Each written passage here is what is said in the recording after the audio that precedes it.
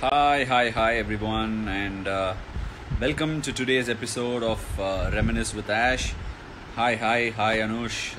Thanks for joining me again. In today's episode of Reminisce with Ash, before I get into the episode, I will answer a few questions. And yet again, I'm getting a lot of requests of people asking me to join them or get them on Insta Live along with me. I think that will happen very soon. We will have a section where we will get people to come over and answer some quiz questions sometime later in Reminisce with Ash. We are putting something together. And obviously, today, as I mentioned on my stories, it will be one of those earliest games of my test career. It was, in fact, hi Sai. I hope you're fine. The third test match of my career. And how is it bowling in small stadium like Bangalore? Okay, Sujit Prasanna is asking me how it is to bowl in Bangalore. Bowling in Bangalore is unbelievable. Forget about the stadium for starters. It is small, but the atmosphere is absolutely electric. And if you're especially playing against RCB, it can sometimes be very daunting. But otherwise, when we're playing for India, it's a great atmosphere to bowl in. The ground is a little small, no doubt, but I really enjoy the challenge. Thank you so much, Soumya. And guys, so getting back to today's episode of Reminisce with Ash. Arya, bowling in Mumbai, bowling in Eden, bowling everywhere. It'll be great questions to answer, but we'll do it on a separate episode of Reminisce with Ash because if I go on about different venues, it'll never be ending today. So basically, going back to this test match, it was played in Mumbai, one of my favorite cricket grounds in the entire in the entirety of my career so far. It's got so much history. The Wankhede Stadium, lovely pitch. It's a red soil pitch. Get a lot of bounce. I really enjoy bowling there. Can be really hard to be bowling on the first couple of days in the test match because the margin of error is very little, and you can go for plenty of runs. But just taking you back, hi Sudarshan. Just taking you back a little bit just taking you back a little bit before the series where I made my debut. It was in 2011 where we were playing a one-day series against England, and it was a 5-match ODI series. And in that ODI series, I had done really well. Jadeja was the highest wicket taker. He had taken 11 wickets. I was subsequent, and I was the second highest wicket taker with 10, and that gave me enough push to get into the test side in the following month against the West Indies. I made my debut in Delhi, a very memorable game. Got the cap from VVS Lakshman on the morning of the game, and also went on to play the game in Calcutta. It was a very memorable series because I got married between the test match in Delhi and Calcutta, and the third test match was in Mumbai. A very memorable test match. Yes, I am going now. Enoda first 100 பத்தி தான் பேச போறேன் Moideen. But Anna, before that, just going to give you a little bit of brief on how the test match panned out. The test match in Mumbai was like we had already won the first two tests. The first one in Delhi where we came back from behind, and then the test at Calcutta where we almost dominated the entire test. And when we went to Mumbai, it looked like the test series had been won, and people were talking about whether it was a dead rubber. But mind you, no test match is a dead rubber as far as I'm concerned. Test cricket is so amazing.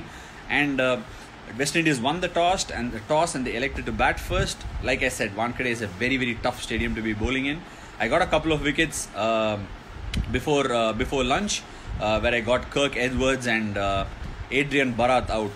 Both of them caught by VVS Lakshman at backward short leg. And then the test match played it out. The pitch was a little damp. It got better. Darren Bravo, one of the finest Caribbean batsmen that I've played against in the recent past. I know you will talk about Chris Gayle and so on and so forth. Darren Bravo is a very talented batsman. He went on to make a big 100. If I'm not wrong, he made about 160 or 170 in that first innings. It's very hard to come back from a test match. West Indies posted 580 or 90 runs in the first innings, and it looked like this test match was better suited for the Team India to go for a draw or play long in the first innings.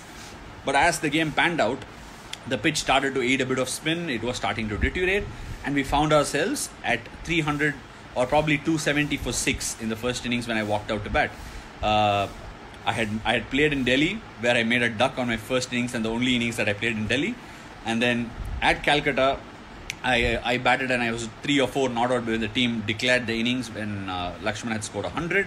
But this game, I felt like I had an opportunity to bat. Even before the game, a couple of people had actually made fun of me. One was Sachin Paji himself, then MSD. All of them came to me and said, looks like you made 100 or two in your first class career. In fact, I had 300s in first class cricket then. Do you bat? Because we never really seen you bat with any flair in the nets, or it was like, a quiet twile. They just winded me up and said, can you bat? Let's see if you got any runs in you. And I said, I'm just going to give it my best. I'm just going to go out there and play my shots. I was in such good headspace because of the previous two games. Had one of the most memorable month of my life in November and December. Got married, very, very special. And I got 5 wickets in the first innings as well in Mumbai. So when I went out to bat, I was full of confidence. Right from the first ball, which I played off Darren Sammy, it hit the middle of the bat. And I think one of those most thoughtless knocks. Absolutely nothing crossed my mind. Just enjoyed my batting, played all the shots that I could.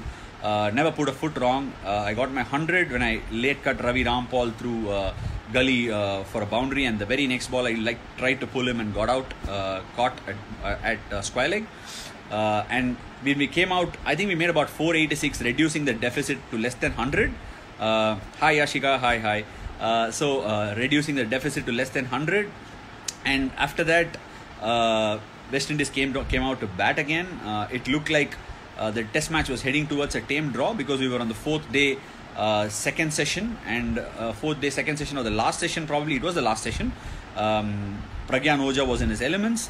He bowled a really good spell on that evening, and I think nicked Bravo off, and the next morning things happened very, very quickly. I remember MS Dhoni walking up to me and saying when he gave the ball, today will be very different because I expect the pitch to spin. Just be as patient as you can because this game can turn around. And as he had said, the ball started spinning in the first session. Ojha ran through West Indies. I ended up getting 4 wickets. If I'm not wrong, I got Colton Baugh, the West Indian wicketkeeper, through what I think is one of the better balls that I've bowled in my career, through the gate. It's not, I don't think many people would remember it, but I remember it very clear at the top of my head. And we, from nowhere, India had clawed back into the test match, and we had to chase about 240 and 60 odd overs. And we had Virender Sehwag who's opening the innings. Virubhai just went out and he blazed away in his usual style, made a quick 60, and the game was panning out really nicely. It looked like we were going to coast, and from nowhere, as I said, the wicket was spinning a bit. I think Marlon Samuels got a couple of wickets. I think Bishu might have got a wicket, and we found ourselves at 189 for 6, 50-60 shy of the chase. When I went into bat, I did put a few partnerships, like small partnerships. It's never easy to bat fourth on a wearing out pitch, especially the Wankhede pitch. And yeah, of course, sir, Hindi में भी बात कर सकते हो. उस दिन रैना भाई के साथ हिंदी में बात किया मैंने, बट आज तो कोई है नहीं दूसरे बंदे बात करने के लिए, सो हम इंग्लिश में ही बात करेंगे आज. So the 240 chase all of a sudden looked like I had to stitch one run together. And the game was panning out nicely towards a fine finish, like a photo finish towards the end. And I found myself batting with Varun Aaron in the last over, and we had to make 3 runs of the last over to win the test match in what looked like it was going to be a clear draw. We clawed ourselves back through some great performances, some great resolve, and found ourselves in a position where we could win the game. And from here on, there was a lot of drama, and Varun played the first 3 balls. It was in fact Varun Aaron's debut game. He played 3 balls and he got a single of the 4th one. I had to make 2 runs of 2 balls. So the game was, Fidel Edwards was getting a bit of reverse swing. So I decided it's 2 balls, 2 to get. If I get out, the last man in Pragyan Ojha, and if he gets out as well, this could be a famous win for the Windies. So my thought process is very clear. I went to Varun Aaron and told him I'm going to play out this ball and then go for it of the last ball. So I defended the penultimate ball of the match, making sure that this game could be only won by India or it could be a draw. The final ball, I tried to whack it for a boundary, couldn't quite connect it. I ran, and when I couldn't, it felt like as if when I turned from the non-strikers in, the throw was already on its way, and I was run out, and the game ended up in a draw.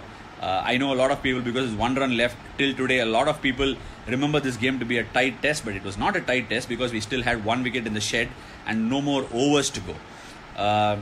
So if you guys are ready, and for a fun fact about this game, I'm going to give you one fun fact about this game where It was a sort of a game where I was the first all-rounder, or probably the second all-rounder after Mr. Mankad, to have gone on to get 5 wickets in an innings and also make 100 in the test match. So it was a very, very memorable test match. But after this incident where I sort of drew the game and couldn't quite get back to the second run, I was very new to the international arena, and as I went back to the room, I was new to Twitter as well. Somebody on Twitter asked me, why couldn't you just get back for the second? What's wrong with you? And that sort of a banter going on. And I responded in a very casual manner saying, look, when I turned, it was too late and the ball had already gone to the keeper's head. And I gave an explanation. And as I reached the room, my wife, we were newly married then, and we were sitting in the room, and there were blinkers all over on TV channels saying, Ashwin clarifies, fan lashes out and all that, which is when I truly realized, here I am. I've arrived, and it was completely new. I didn't know how many people were out there to actually throw all those hurl all those abuses at you and get going, and it was new, and I knew I had arrived, and I needed to deal with all these sort of things, and I was very careful from there on about what I have been saying. Clearly, it seemed like something, and I found myself all over the news, not for the great game or the eventual man of the series I got, but immediate news was all about this fan lashing out and me giving an excuse on Twitter or whatever it is. So that's it on Reminisce with Ash for today. I hope you enjoyed this one, and like I promised, I will take a few questions if any of you have any questions, and if you're going to make fun of me, I'm not going to clearly respond, so make sure your questions are worthy. Okay, so I need to understand what you're saying. Bowling, small tips on to bowl carom ball. Okay, it's very simple. You have to grip the ball like you play carom with your middle finger and try and roll it out from the front. That's how you bowl a carom ball. Thanks, Sai. I hope you enjoyed it, and hope the lockdown in the UK is treating you well. Hopefully we can get out of this very well. Toughest batsman to bowl to in T20. I'll always rate MS Dhoni to be one of the greatest T20 batsmen, especially towards the end. But I've just bowled a few innings at him and managed to be pretty decent, so I take a lot of pride in that. Favorite TN city other than Chennai? I have to say Dindigul because I play for Dindigul Dragons in the TNPL, but truth be told, I like Coimbatore as well. Working on any new type of ball as of now. I'm just working on whatever bowling I can do inside the house. There's not much I can do. Any superstitions I follow before the match? I do my rigorous preparations, and not quite on for any particular superstitions. I've tried to work heavily on not having one because I think it can consume you over a period of time. My height is 6'2", sir. I don't know what your name is. Speak Hindi, sir. Make impact on people. Oh, okay. क्यों sir? English में impact नहीं होगा या तमिल में भी नहीं होगा क्या? ठीक है, हिंदी में भी बात करेंगे. और अगर किसी को मेरा हिंदी सुन के हंसना है तो कर लो, मैं कभी कभी बात करूँगा हिंदी में भी. தமிழில் பேசணுமா? ஓகே, என்ன பேசணும், என்ன கேள்வி எதுவுமே இல்லையே. Okay, do you want to talk about the trick ball? Which trick ball? Trying for T20 World Cup, definitely I would like to try and win a World Cup for India, and if it's a T20 World Cup, nothing like it, I'd love to do so. நான் தமிழில் பேசி பார்த்ததே இல்லையாப்பா. சரி, okay, right, தமிழில் பேசிட்டேன். Tips for flipper ball. Sir, I haven't bowled a flipper. The best flipper that one can bowl is bowled by Shane Warne. He'd be better suited. The TNPL ball. Okay. Okay, I'm not getting a lot of great questions. Some of you are making fun of me. Some people that I know are also making fun of me. Okay, right. Thank you, Coach Arav. Very impressed. I got your message. Favourite batsman बताओ Australia से. ठीक है, Australia से actually Australian team के साथ खेलना बहुत मुश्किल है. वो बहुत कॉम्पिटिटिव टीम है. मेरा सबसे फेवरेट बैट्समैन ऑस्ट्रेलिया का जब खेलना शुरू किया वो स्टीवन स्मिथ ही होगा. Very difficult batsman to bowl. Quick feet, quick hands, lovely batsman, and obviously his record speaks for himself. And if there are no more questions, thank you sir. Thank you Arvind sir. Very proud.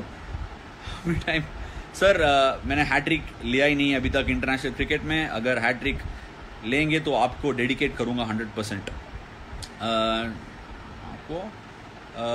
Marco, yes, Marco is a favorite cricketer, but from the past, I've not played with him. And today is the birthday of one of my favorite coaches and my friends from the childhood days. He works with me now as a coach, CS Santosh. Many more happy returns of the day to you. I hope you're watching the live. If not, please take the message to him. Trying to turn into leggy. No, why should I try and turn into a leggy? I'd like to bowl as many balls as possible. What else? What about MSD? MSD, one of the greatest captains that India has ever seen, and one of the greatest captains IPL has ever seen. Okay. मुझे देख के Jos Buttler का याद आता है. ठीक है, बढ़िया. Do you get a chance to open? कहाँ सर, बैटिंग में या बॉलिंग में? बॉलिंग में हमेशा डाल देता हूँ ओपनिंग नया बॉल में. जॉस बटलर रिमेंबर है ना? ऑफ कोर्स, क्यों नहीं, कैसे भूल सकता हूँ. अन्ना तमिल सोलूंगा, विराट पति.